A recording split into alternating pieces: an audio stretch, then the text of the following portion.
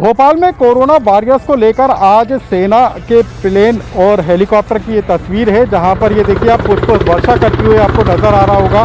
ये हेलीकॉप्टर है corona warriors के सम्मान में ये हेलीकॉप्टर, तो लोग भी इस सेना के इस सैल्यूट को सलाम कर रहे हैं, उसका शुक्रिया अदा कर रहे हैं कि सेना ने इस बारे में विचार किया कि जो कोरोना वॉरियर्स हैं, जो कि इस कोरोना के संकट में मरीजों को बचाने के लिए काम कर रहे हैं, उस पर उनको सलाम करने के लिए पुष्पों की बारिश की जा रही है। और ये देख सकते हैं आप, ये तमाम जो कोरोना वॉरियर्स हैं जुटे इसी बात को लेकर हैं कि सेना उनको सलाम कर रही है, उनके काम को सलाम कर रही है। विपरीत परिस्थितियों में जिस तरीके से कोरोना के वॉरियर्स काम कर रहे हैं, उसको लेकर जो मी-17 हेलीकॉप्टर है उसके जरिए इन कोरोना वॉरियर्स पर पुष्पों की बारिश की गई। और एक बार नहीं, दो बार नहीं, 3 बार इस हेलीकॉप्टर ने पूरे इलाके का चक्कर लगाकर 1 बार, 2 बार, 3 बार पुष्पों से बारिश की है और ये संदेश देने की कोशिश की है कि ऐसे विपरीत हालातों में भी सेना इनके जज्बे को सलाम करती है। और यही कारण है कि इस कारण से इतनी बड़ी संख्या में यहाँ पर जो है कोरोना वॉरियर्स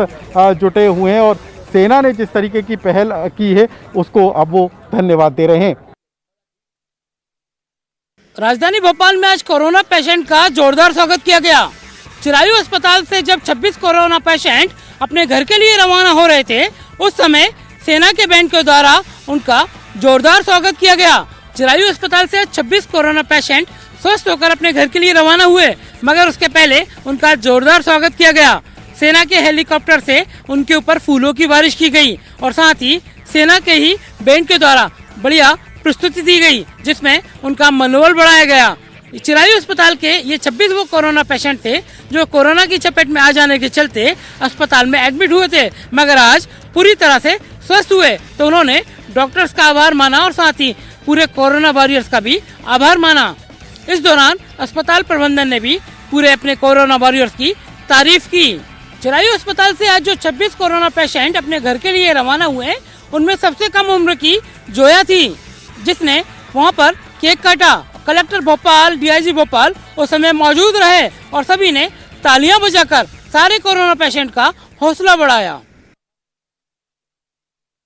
इंदौर में कोरोना पॉजिटिव मरीजों का आंकड़ा दिनों दिन तेज होता जा रहा है और अब तक 1568 कोरोना पॉजिटिव मरीज सामने आ चुके हैं। इनमें खजराना गणेश मंदिर के मुख्य पुजारी समेत उनका परिवार भी शामिल है। इंदौर में कोरोना का कहर जारी है। देर रात जारी मेडिकल बुलेटिन में 23 नए पॉजिटिव मरीज सामने आए हैं, जिसके बाद पॉजिटिव मरीजों का आंकड़ा 1568 पहुंच गया है। अब तक इंदौर में कोरोना से 76 लोगों की जान जा चुकी है और 400 से ज़्यादा मरीज स्वस्थ होकर घर लौट चुके हैं। स्वास्थ्य विभाग के मेडिकल बुलेटिन में 2 मरीजों की मौत की पुष्टि हुई है। शनिवार को मिले कोरोना पॉजिटिव मरीजों में इंदौर के प्रसिद्ध खजराना गणेश मंदिर के पुजारी भी शामिल हैं। शनिवार को 515 सैंपलों की जांच हुई। राहत की बात यह है कि सैंपलों में से अब पॉजिटिव मरीजों के निकलने की दर कम हुई है। जो मरीज पॉजिटिव आए हैं उनमें से अधिकांश अस्पतालों में भर्ती मरीजों के रिश्तेदार या खुद हैं। इसके अलावा स्वास्थ्य विभाग की ओर से लिए जाने वाले सैंपलों में भी कुछ मरीज पॉजिटिव आए हैं। 492 मरीजों की रिपोर्ट नेगेटिव आई है। चिंता की बात यह है कि नए मरीज शहर के नए नए इलाकों से सामने आ रहे हैं। उनकी कोई कॉन्ट्रैक्ट हिस्ट्री भी सामने नहीं आ रही है।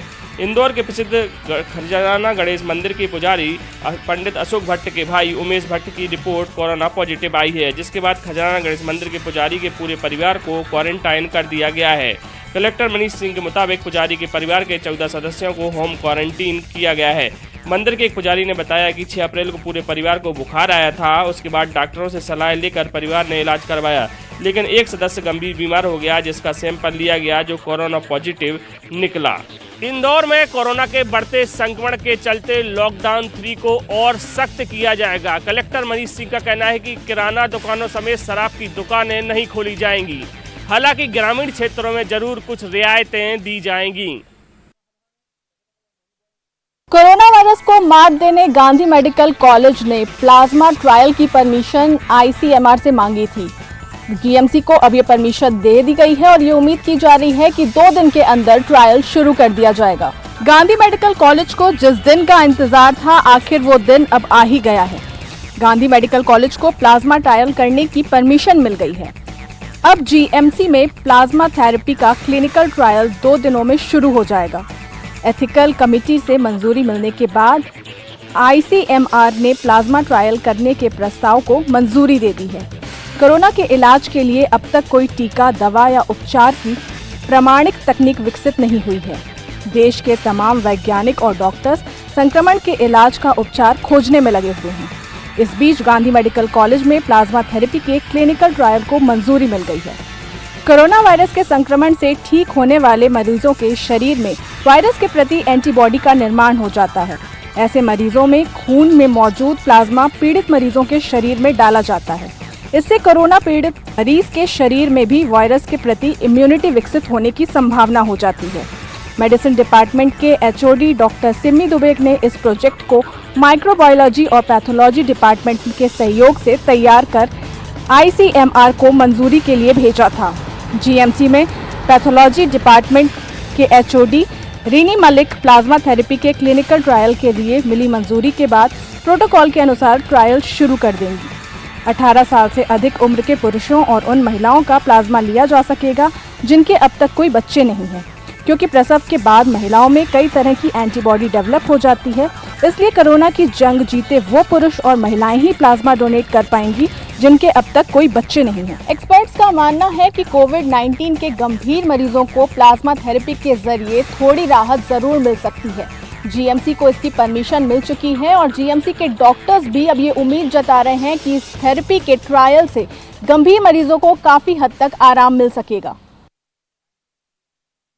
राष्ट्रीय स्वयंसेवक संघ की ओर से आज नगर निगम के कोरोना योद्धाओं का सम्मान किया गया है। इस वक्त आप देख सकते हैं कि तमाम जो नगर निगम के स्वास्थ्य अधिकारी हैं, एएचओ हैं, सफाई दरोगा हैं, वो यहाँ पर मौजूद हैं और उन्हें राष्ट्रीय स्वयंसेवक संघ की ओर से जो पीपीई किट है, मास्क है, सैनिटाइजर है, वो दिया गया है और उनके ऊपर फूल बरसाकर इस वक्त उनका सम्मान किया जा रहा है। बीजेपी के नेता और भोपाल के मेयर आलोक शर्मा इस वक्त आपको देख सकते हैं कि वो इन कोरोना वॉरियर्स पर जो फूल हैं वो बरसाकर उनका सम्मान कर रहे हैं और इसी तरीके से तमाम जो संघ के और पदाधिकारी हैं वो यहाँ पर उनका सम्मान कर रहे हैं। ये आप देख सकते हैं कि बहुत सारे जो कोरोना वॉरियर्स हैं यहाँ जहाँ तक भी आपकी नज़र जा रही है, क्योंकि पूरे नगर निगम के जो स्वास्थ्य अमला है जो ज़मीन पर काम करता है उनको ये किट राष्ट्रीय स्वयंसेवक संघ यानी आरएसएस की ओर से देने की पहल की गई है। लेकिन शायद और ज़्यादा बेहतर होता है कि ये किट इनको उसी वक्त मिल जाती जब ये लड़ाई शुरू की गई थी। लेकिन कह सकते हैं कि देर आए दुरुस्त आए। हम इस लड़ाई को इन पहल के साथ और इन कर्मवीरों के मनोबल को बढ़ाने के साथ, उन्हें सुरक्षित रखने के साथ निश्चित ही जीतेंगे। ग्वालियर पुलिस ने इंदौर से उत्तर प्रदेश जा रहे प्याज से भरे एक ट्रक को पकड़ा है, जिसमें करीब 22 मुसाफिरों को छिपा कर ले जाया जा रहा था। पुलिस ने ट्रक चालक के खिलाफ मामला दर्ज कर लिया। मजदूरों की जान जोखिम में डालकर ट्रकों और टैंकरों के जरिए ले जाने का खेल मध्य प्रदेश में लगातार चल रहा है। ग्वालियर पुलिस ने आज इंदौर से उत्तर प्रदेश जा रहे प्याज से भरे एक ट्रक को पकड़ा है। शिवपुरी लिंक रोड से गुजर रहे ट्रक के ऊपर की तिरपाल लहराती नजर आई तो चेकिंग कर रही पुलिस को शक हुआ। पुलिस ने ट्रक को रोककर तलाशी ली तो तिरपाल के नीचे और प्याज के बोरों के बीच 23 मजदूर छिपे हुए बैठे थे। पुलिस ने ट्रक ड्राइवर को फटकार लगाकर इन सभी को नीचे उतरवाया। इन मजदूरों ने बताया कि वो उत्तर प्रदेश के मैनपुरी, इटावा और कुछ लोग छतरपुर जिले के रहने वाले हैं। ये सभी लोग बीते 2 महीने से लॉकडाउन के दौरान महू और इंदौर में फंसे हुए थे। जब इस ट्रक के उत्तर प्रदेश जाने की सूचना मिली तो उन्होंने ट्रक ड्राइवर से बात कर इसमें सवार हो गए। मजदूरों को बिठाने की एवज में ट्रक ड्राइवर ने 3000 रुपए प्रति सवारी तक वसूल किए हैं। कंपो पुलिस ने ग्वालियर में सभी मजदूरों को पहले भोजन कराया, उसके बाद इन सभी की स्क्रीनिंग कराई। सभी मजदूर स्वस्थ पाए गए हैं। पकड़े गए मजदूरों में 16 महिला पुरुषों के साथ 7 बच्चे भी शामिल है। ग्वालियर जिला प्रशासन अब इन मजदूरों को इनके जिलों तक भेजने की व्यवस्था कर रहा है। उधर इस घटना के बाद ग्वालियर कलेक्टर ने ट्रक ड्राइवर के खिलाफ मामला दर्ज करने के आदेश दिए हैं। साथ ही कलेक्टर ने सीमावर्ती जिले के कलेक्टरों को पत्र लिखकर हाईवे पर कड़ी चेकिंग करने की गुजारिश की है, ताकि मजदूरों को जान जोखिम में डालकर ला रहे ऐसे वाहनों पर लगाम लग पाए। इस घटना के बाद ग्वालियर कलेक्टर ने सीमावर्ती जिले के कलेक्टरों को पत्र लिखकर अपने हाईवे पर चौकसी कड़ी करने की मांग की है, ताकि बाहर से आने वाले इस तरह के मजदूरों को रोका जा सके, जिससे कोरोना का संक्रमण का खतरा भी न रहे। अन्य राज्यों में फंसे हुए छात्रों को उनके घर तक पहुंचाने की व्यवस्था राज्य सरकारों ने की है।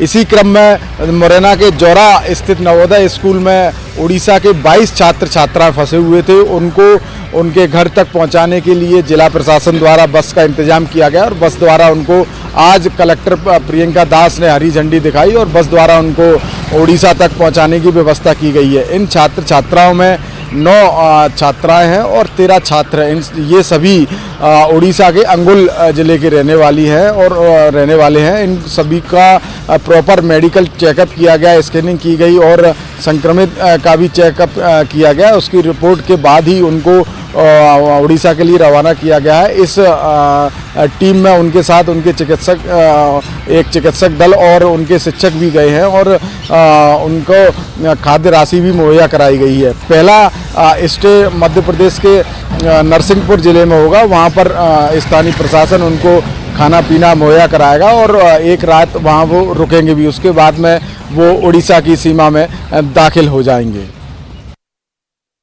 एक साथ 11 लोगों ने कोरोना से लड़ाई में जीत हासिल की है। अब जो स्वस्थ लोगों का आंकड़ा है वो 35 तक पहुंच गया है। खरगोन के लिए सुखद और अच्छी खबर है।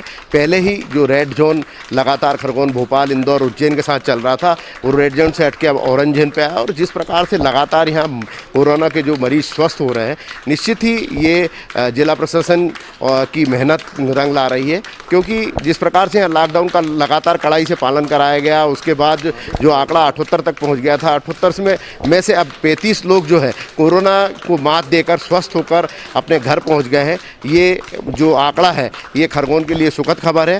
प्रशासन का कहना है कि लगातार लोगों से प्रशासन अपील कर रहा है कि वो लॉकडाउन का पालन करें और जो कोरोना का संक्रमण है, जो कोरोना की लड़ाई चल रही है, अगर लॉकडाउन का सही ढंग से पालन होगा तो निश्चित ही खरगोन जिला कोरोना को पूरी तरीके से मात देने में सफल होगा। कोरोना संकट के बीच छतरपुर की राजनगर में प्रदेश की पहली संजीवनी वाहन सेवा शुरू की गई है, जिसमें से स्वास्थ्यकर्मी बिना वैन से बाहर निकले ही लोगों का स्क्रीनिंग और जांच कर पाएंगे। यह संजीवनी वाहन सेवा राजनगर प्रशासन और डॉक्टरों के शोध के बाद छतरपुर जिले में शुरू की गई है। इसकी मदद से स्वास्थ्यकर्मी गाड़ी के अंदर बैठकर ही मरीजों की स्क्रीनिंग और उसकी जाँच उनके संपर्क में आए बिना ही आसानी से कर सकेंगे। गौरतलब है कि मध्य प्रदेश में स्वास्थ्यकर्मी लगातार कोरोना संक्रमित के संपर्क में आने के कारण कोरोना से संक्रमित हो रहे हैं। इसके अलावा बहुत सारी जगहों पर स्वास्थ्यकर्मियों पर हमला होने की घटनाएं भी सामने आई हैं। इसी बात को लेकर एहतियात बरतते हुए राजनगर प्रशासन एवं डॉक्टरों के शोध द्वारा संजीवनी वाहन की पहल छतरपुर में शुरू की गई है। संजीवनी वाहन के द्वारा स्वास्थ्यकर्मी अब किसी भी क्षेत्र में अंदर तक जा पाएंगे और बिना गाड़ी के बाहर उतरे वह किसी भी संदिग्ध का टेम्परेचर और बाकी सब जाँच कर उनकी जानकारी ले पाएंगे। संजीवनी वाहन में बाहर से एक कैमरा और एक इंफ्रारेड टेम्परेचर सेंसर लगाया गया है, जो संदिग्ध का फोटो और टेम्परेचर लेगा। उसके बाद यह सारी जानकारी संजीवनी ऐप में भरी जाएगी और यह प्रशासन को भेजी जाएगी। संजीवनी वाहन के उपयोग करने से पीपीई किट की जरूरत नहीं रहेगी। संजीवनी सुरक्षा के कारण स्वास्थ्यकर्मी भी कोरोना से लड़ने के लिए पूरे आत्मविश्वास के साथ किसी भी संक्रमित लोगों की स्क्रीनिंग और उनकी जाँच करने में पीछे नहीं हटेंगे। छतरपुर में प्रशासन और डॉक्टरों द्वारा संजीवनी सेवा वाहन का शुभारंभ किया गया है। यह डॉक्टरों और प्रशासन की अथक मेहनत से ही संभव हो पाया है। जिस तरीके से पूरे प्रदेश में कई बार स्वास्थ्यकर्मियों के ऊपर हमले के मामले सामने आए थे, उसके बाद यह स्वास्थ्यकर्मियों के लिए संजीवनी वाहन वरदान साबित होगा। ब्रेक के बाद आपका स्वागत है और चलिए एक बार फिर देखते हैं 15 शहर 15 रिपोर्टर।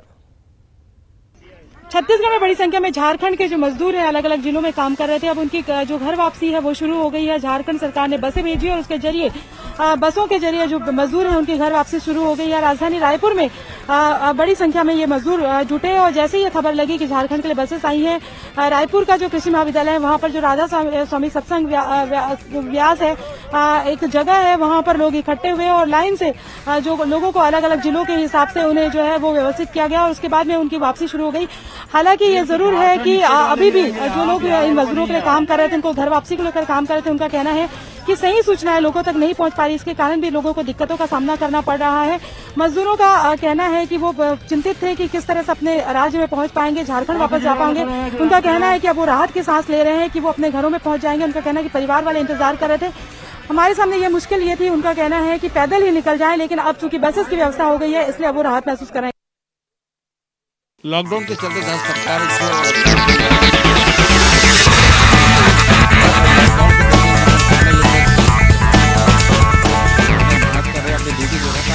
सभी स्वस्थ रहे, सभी सुरक्षित रहे। आप देख सकते हैं ये जो जवान है ये यहाँ पर ड्यूटी कर रहे हैं और उनकी खाने पीने की व्यवस्था उन्हीं के परिवार के जो लोग हैं उन्हें करा रहा है, क्योंकि उनका मानना है जिस तरह से पहले जिस प्रकार ड्यूटी होती थी वो उससे ज़्यादा बढ़कर इन लोग दिन रात ड्यूटी कर रहे हैं, समय में खाना नहीं खा पा रही। इसके चलते इनका जो महिलाएं हैं घर के वो भी खुद स्वयं ये चौक पे जहाँ पे ड्यूटी तैनात है वहाँ पे वो खाना लेके पहुँच रहे हैं। तो निश्चित रूप से अगर इस प्रकार कोरोना की योद्धा को इस प्रकार मनोबल अगर बढ़ता रहे तो निश्चित रूप से हमारे भारत से एक दिन ये जो महामारी है, ये जो कोरोना वायरस जल्दी से भारत से निजात हो पाएगा।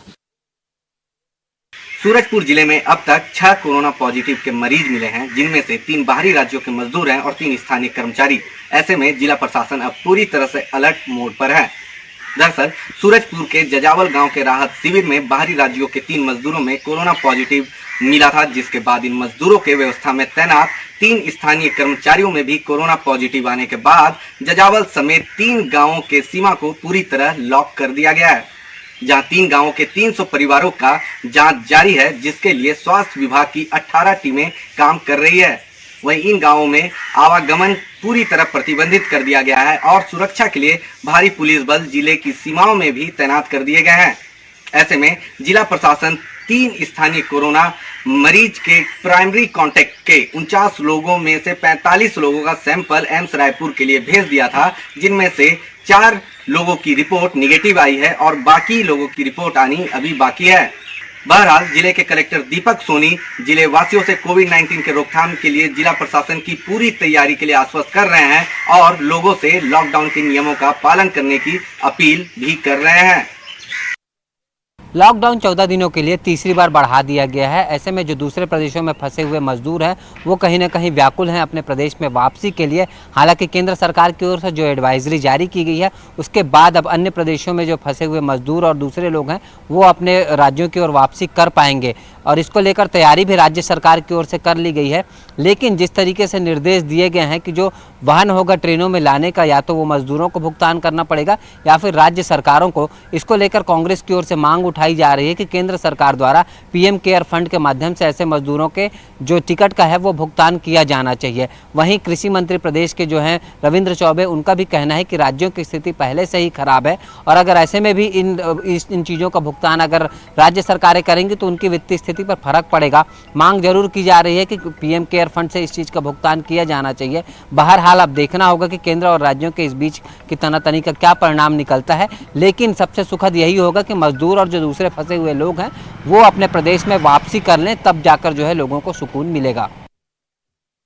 कोविड-19 के संक्रमण को रोकने पूरे देश में लॉकडाउन है। तीसरे चरण का लॉकडाउन प्रारंभ है और छत्तीसगढ़ भी इससे अछूता नहीं रहा है। इस दौरान पूरे छत्तीसगढ़ के जो बड़े उद्योग हैं, छोटे उद्योग हैं, वो लॉकडाउन के दौरान बंद रहे। अभी कुछ ही दिन हुए हैं कि छोटे और मझले उद्योग चालू हुए हैं। जो ग्रीन जोन है वहाँ पर ये उद्योग संचालित भी हो रहे हैं। इसके अलावा छत्तीसगढ़ सरकार और ख़ास करके उद्योग विभाग ने एक नई नीति बनाई है, नया एक्शन प्लान बनाया है, जिसके तहत जो है नए निवेशकों को आमंत्रित करने की योजना बनाई गई है। इस प्लान के तहत और जिस तरह से उद्योग मंत्री कवासी लखमा ने कहा है कि चीन की धोखेबाजी के साथ वहां से उद्योगपति बड़ी संख्या में विड्रॉ कर रहे हैं, तो जब भी ऐसे उद्योगपति भारत आए तो छत्तीसगढ़ सरकार की और खासकर उद्योग विभाग की प्राथमिकता यही है कि वो छत्तीसगढ़ में उद्योग लगाएं। क्योंकि छत्तीसगढ़ में प्रचुर मात्रा में यहाँ पर बिजली है, पानी है और साथ ही साथ